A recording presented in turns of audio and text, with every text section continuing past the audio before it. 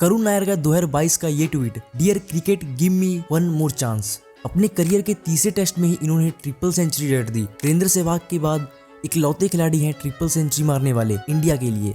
जहां सब अपने करियर की शुरुआत सेंचुरी, हाफ सेंचुरी से करते हैं, वहीं इन जनाब ने अपने करियर की शुरुआत की ट्रिपल सेंचुरी के साथ। सिर्फ 6 टेस्ट और 2 ओडीआई खेलने के बाद कहां गायब हो गए इंटरनेशनल क्रिकेट से किसी को नहीं पता। इतना ही नहीं, स्टेट टीम कर्नाटका ने भी इन्हें अपनी टीम से निकाल दिया।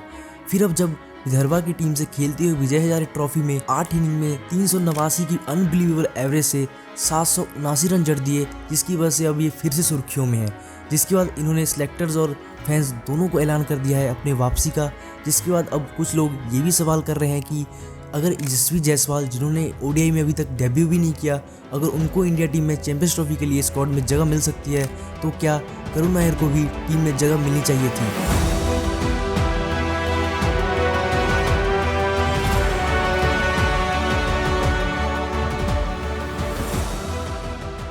करुण नायर कर्नाटक का एक बहुत टैलेंटेड खिलाड़ी, जिसके पास कमाल का टेक्निक, सॉलिड गेम प्ले और शानदार स्ट्रोक प्ले था। एक के बाद एक लाजवाब इनिंग्स खेलकर डोमेस्टिक क्रिकेट का स्टार बन चुके थे। 2013 में अपनी रणजी डेब्यू में ही 3 लगातार सेंचुरी लगाकर कर्नाटक को चैंपियन बना दिया। अगले साल फाइनल में 328 का विशाल स्कोर बनाकर फाइनल में 300 जड़ने वाले पहले खिलाड़ी बन गए और फिर से अपनी टीम को चैंपियन बना दिया।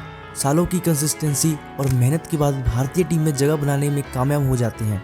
11 जून 2016 में सबसे पहले ओडीआई में डेब्यू करते हैं जिम्बाब्वे के अगेंस्ट। पहले मैच में सिर्फ 7 रन और दूसरे मैच में सिर्फ 39 रन बनाकर आउट हो जाते हैं। फिर उस टाइम के वाइस कैप्टन अजिंक्य रहाणे के इंजर्ड होने के कारण इन्हें 26 नवंबर 2016 में टेस्ट में डेब्यू करने का मौका मिलता है इंग्लैंड के अगेंस्ट। डेब्यू मैच में तो वे कुछ खास नहीं कर पाते हैं। एक इनिंग में बैटिंग का मौका मिलता है जिसमें सिर्फ 4 ही रन बना पाते हैं, और वहीं दूसरे मैच में भी सिर्फ एक इनिंग में मौका मिलता है जिसमें सिर्फ 13 रन बना पाते। फिर आता है थर्ड टेस्ट मैच, जो बनता है इनके करियर का टर्निंग पॉइंट, जिसमें ये जड़ देते हैं शानदार ट्रिपल सेंचुरी। सहवाग के बाद ऐसा करने वाले इकलौते भारतीय। इसका असर हमें आईपीएल कॉन्ट्रैक्ट में भी देखने को मिलता है, जहां 2015 में सिर्फ 75 लाख में बिके थे, वहीं अब 2016 के आईपीएल सीजन में 4 करोड़ में बाय करती है दिल्ली रेड डेविल्स। देखा जाए तो अब इस टाइम तक करुण नायर का करियर पीक पर था।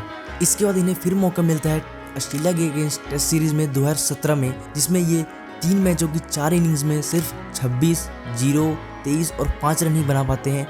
और ये थी इनकी लास्ट सीरीज और लास्ट मैचेस, जिसके बाद ये कभी इंटरनेशनल क्रिकेट में नहीं दिखे। इनके और सिलेक्टर्स ने देखा तो, बट टीम में कभी खेलने का मौका नहीं मिला। देन इसके बाद सडनली गायब। अब इसके पीछे क्या है सच क्या नहीं, बट सुनने को यही मिलता है अजिंक्य रहाणे, जो कि इंजरी की वजह से बाहर हो गए थे, उनकी जगह पे ये रिप्लेस हुए थे। तो जब अजिंक्य रहाणे इंजरी से रिकवर हो गए तो उनके आते ही करुण नायर को बाहर कर दिया विराट कोहली ने, क्योंकि वाइस कैप्टन को कैसे बाहर बैठा सकते हैं। बट मेन क्वेश्चन ये है कि क्या उसके बाद कभी करुण नायर डिजर्व ही नहीं करते थे टीम में। ये कैसे हो सकता है जहां पृथ्वी शॉ जैसे खिलाड़ी को डेब्यू करने का मौका दिया जा रहा था, बट वहीं सिलेक्टर्स इनकी ओर कभी देख भी नहीं रहे थे। देन उसके बाद इनके करियर का ऐसा डाउनफॉल स्टार्ट हुआ। पहले आईपीएल ऑक्शन 2023 में अनसोल्ड रहे, देन 2024 में अनसोल्ड रहे, देन अब 2025 में भी अनसोल्ड रहे।